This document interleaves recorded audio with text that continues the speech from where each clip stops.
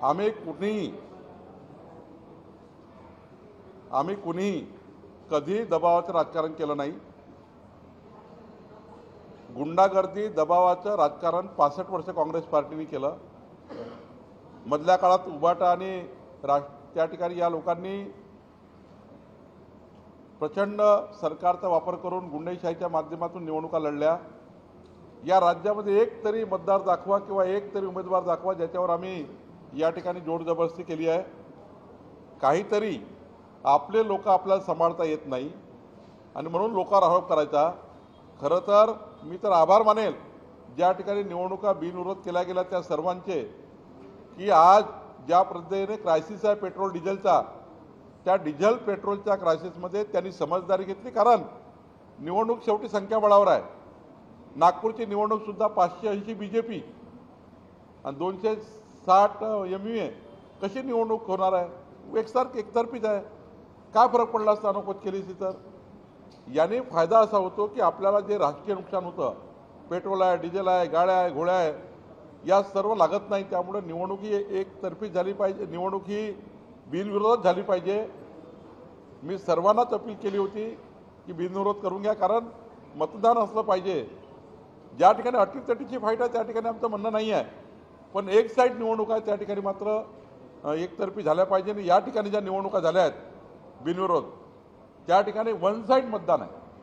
चंद्रपूरला one side मतदान आहे, यवतमाळला वन साईड मतदान आहे, रायगडला, पुणे BJP आणि राष्ट्रवादी एक केली तर 90% आम्ही आहोत। रायगडमध्ये एकनाथजी BJP आणि राष्ट्रवादी एक केले तर 90% मतदान आहे।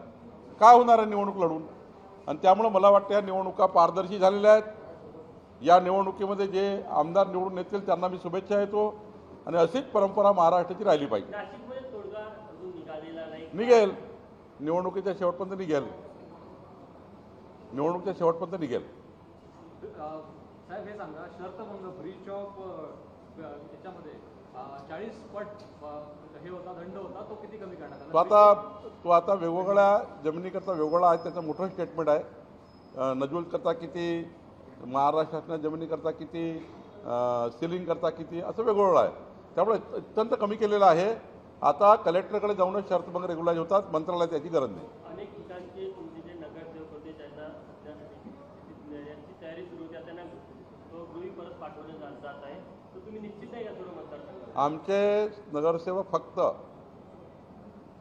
एखादी ट्रिप करावी, जाऊन यावं कुठंतरी तीर्थक्षेत्राला, पर्यटनाला म्हणून गेलेत। काही जाणारे आहेत। त्याचा अर्थ असा नाही आहे की बाबा काही आम्ही त्या ठिकाणी नगरसेवकाला काही बाहेर पाठवा लागतं आहे। वाटतं निवडणूक आहे, गेलं पाहिजे, आलं पाहिजे वगैरे, ठीक आहे। वाळू संदर्भात महत्त्वाचा हे झाला निर्णय, वाळू साठा जो असेल त्याच्यातून आता वाळू द्यावे लागणाऱ्या घरकुलांसाठी हा घराचे दर जे आहे ते कमी होतील ग्रामीण भागामध्ये आणि सरकारी योजनेचा फायदा होईल। मी देवेंद्र फडणवीसजीची सूचनाचं पालन केलं। माननीय मुख्यमंत्र्यांनी मला सांगितलं होतं की वाळूमध्ये लक्ष टाकलं पाहिजे आणि आज एक महत्त्वाचा निर्णय आम्ही केला की एकूण वाळू साठ्याच्या 10% वाळू ही स्थानिक वापराकरता, स्थानिक घरकुलाकरता, ज्या गावात घरं बांधकाम होत आहे खाजगी त्यांच्याकरता ही राखीव ठेवण्यात आली आहे। आणि त्यामुळं राज्यातल्या घरकुलांना आता 5 ब्रास वाळू मोफत मिळणार आहे। खाजगी बांधकामाला 600 रुपये ब्रास देऊन मिळणार आहे आणि स्थानिक कुठलेही बांधकाम असेल गव्हर्नमेंट त्यांनासुद्धा 600 रुपये ब्रासनी रेती मिळणार आहे। सोबतच या महाराष्ट्रामध्ये एमसँड क्रेशर लावण्याची पद्धती सुरू झाली आहे। आज जवळपास 12 क्रेशर उभे झालेले आहेत। प्रत्येक जिल्ह्यात 50 क्रेशर उभे करायचे, कारण उद्याच्या 5 वर्षांनी या राज्यामधली नैसर्गिक वाळू बंद होऊन, नदीतली वाळू बंद होऊन एमसँड, दगडावरची वाळू, गिट्टीवर तयार केलेली वाळू, त्याचा दर्जा ठरला गेला आहे। याच क्वालिटीची वाळू पाहिजे, त्याचं स्पेसिफिकेशन आहे, त्याचे क्रशर वेगळे आहेत। आणि त्यामुळे या राज्यामध्ये प्रत्येक जिल्ह्यामध्ये 50 नवीन क्रेशर लावण्याची योजना सुरू झालेली आहे। मी आपल्या माध्यमातून व्यावसायिकाला आवाहन करतो, ज्यांना ज्यांना एमसँड क्रेशर पाहिजे आहेत त्यांनी ओपन, आम्ही आता कलेक्टरला पॉवर दिलेले आहेत, जिल्हाधिकाऱ्याकडे जायचं, एमसँडचं क्रेशर घ्यायचं आणि एमसँड क्रेशर लावायचे, ज्यातनं पुढच्या 5 वर्षांनी नैसर्गिक वाळू बंद होणार आहे। नदीची वाळू हे बंदच होणार आहे. आता एमसँडवर जावं लागणार आहे. कृत्रिम वाळू तयार करावी लागणार आहे. राखेपासून वाळू तयार होणार आहे. दगडापासून वाळू तयार होणार आहे. आणि त्यामुळे हे होणार आहे. सोबत नागपूरमध्ये आणि एक मोठा निर्णय आम्ही केला आहे. नागपूरच्या जेवढ्या दगडखानी आहेत ज्या बंद पडलेल्या आहेत त्या सर्व दगडखानीमध्ये कोराडी वीज प्रकल्पाची, खापरकडा वीज प्रकल्पाच्या तलावातली राख आम्ही आता उचलतो आहे, तलाव खाली करतो आहे. आणि ही राख आमच्या सर्व पाचगाव असेल, माहूरजरी असेल, ज्या मोठे मोठे खड्डे पडलेले आहेत दगडखानीमुळं ते खड्डे लेवल करतो आहे. आणि त्यावर ती जागा महाराष्ट्र शासनाची होऊन त्या जागेवर मोठं फॉरेस्ट आम्ही डेव्हलप करतो आहे, नर्सरी डेव्हलप करतो आहे, बांबू लागवड करतो आहे आणि ग्रीन बेल्ट तयार करतो आहे. एक मोठा निर्णय आम्ही नागपूरमध्ये घेतलेला आहे. त्याचे आदेश आम्ही आज काढलेले आहेत. अभिनंदन करत होता की ज्यांनी उमेदवारी मागितली ते अशा प्रकारे पाहिजे. ज्यांनी उमेदवारी मागितली त्यांचे मी आभार मानतो. निवडून आल्याचं अभिनंदन करतो. त्यापासून काँग्रेसने त्या दोन्ही नेत्यांची म्हणजे उमेदवाराची हकालपट्टी केली आहे, अग्रवाल आणि त्यांनी काय अकालपट्टी केली मला माहिती नाही, पण मी आभार मानतो की त्यांनी चांगला निर्णय घेतला. ते काही भारतीय जनता पार्टीच्या कुठल्याच कॉन्टॅक्टमध्ये, कारण विदर्भाच्या निवडणुका माझ्याकडे आहेत, त्यामुळे त्यांनी कुणाशी अप्रोच केले नाही. उलट त्यांनी चांगली भूमिका घेतली आहे की अशी एकतर्फी निवडणूक असताना 70% मतदार एक साईड असताना 10-30% मतदान त्यांच्याकडे आहे, निवडणूक हारणारच आहे. त्यामुळे 12 दिवस 15 दिवस गाड्या गोळ्या फिरवा, याच्याकडे जा त्याच्याकडे जा, आणि यापेक्षा अनोपोज केली बरी. साहेब ज्यांची पक्षातून अकालपट्टी होईल ज्या उमेदवारांची, त्यांना तुम्ही जागा द्याल का तुमच्या पक्षात? त्यांना जर त्यांना आमचे विचार पडले तर त्यांना नक्की यावं. आम्ही त्यांना सोबत घेऊ. विचार पटले पाहिजे एवढंच. नाना पटोलेंना काय शुभेच्छा त्यांना वाढदिवसाच्या? मी माननीय काँग्रेसचे नेते नानाभाऊ पटोलेजींना वाढदिवसाच्या शुभेच्छा देतो. माननीय नानाभाऊ पटोले यांची कुलदैवता आई महालक्ष्मी कोराडी आहे, माझी कुलदैवत आहे. त्यांना आई महालक्ष्मी उदंड आयुष्य देवो, त्यांचं जीवन मंगलमय राहो अशी शुभेच्छा मी नाना पटोलेजींना देतो आहे. काटोल विधानसभा मतदारसंघामध्ये लोहारी नावा एक गाव आहे जिथे 40 वर्षाआधी पाझर तलावासाठी जमीन अधिग्रहित करण्यात आली होती. मात्र आता तिथे काम होत नव्हतं, त्यामुळे कुठेतरी स्वतः नागरिकांनी तिथे काम हाती घेतलं. लोहारी सांगवाला लोहारी सांगवा. मी त्याच्यात पाझर तलावाकरता मी DPCतनं मायनिंगमधनं पैसा देऊन तो पाझर तलाव बांधून देईन. हिंदी में बताइए सर, एक जानकारी सामने आई, गुना दाखिल हुआ है कामठी में। मुस्लिम धर्म की एक जगह थी, वहाँ पे एक महिला कोलकाता से आई थी और धर्मांतर का मामला है। FIR दाखिल हो चुका है। हर्ष पोद्दार जी जो SP है नागपुर के, उन्होंने इस पूरे मामले में 3 लोगों को अरेस्ट की जानकारी दी है। ये पूरा मामला क्या आपके मतदार संघ का है? मैं डॉक्टर हर्ष पोद्दार जी जो SP उनका अभिनंदन व्यक्त करता हूँ. उन्होंने बहुत जटिल एक गंभीर गुना सुलझाया है. जो महिला अम्मा दरगाह में आई थी दर्शन करने के लिए, उनके साथ एक टीम ने मिलकर विनयभंग किया है. आगे जानकारी और निकलेंगी, लेकिन बहुत जटिल गुना था और वो वहाँ बाहर की महिला थी, बाहर राज्य की.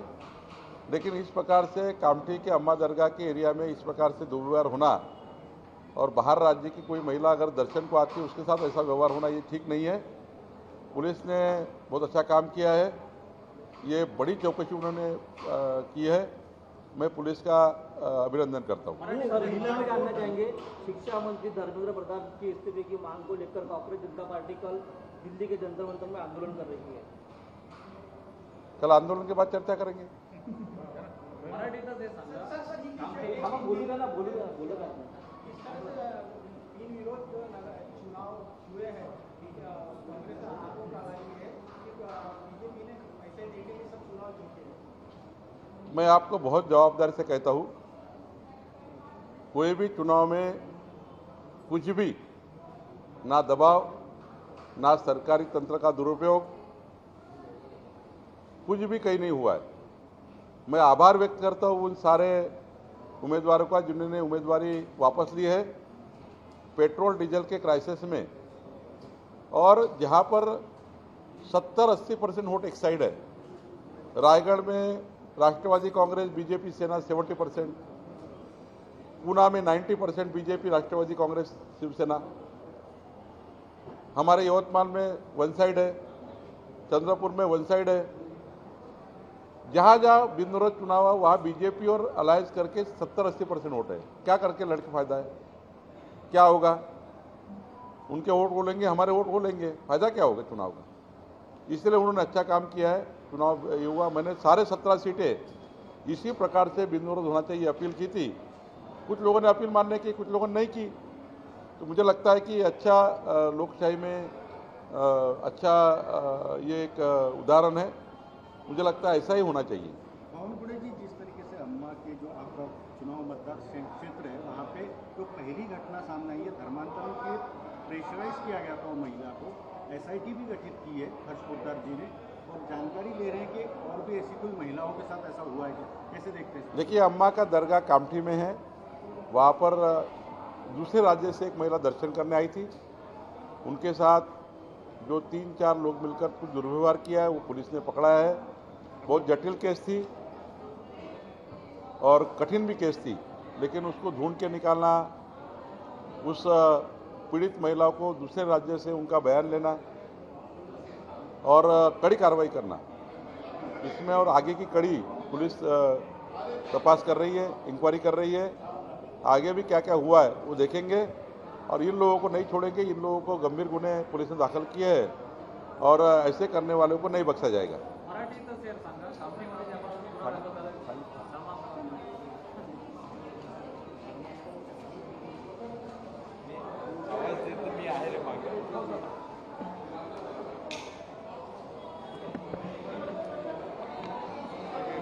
पडताय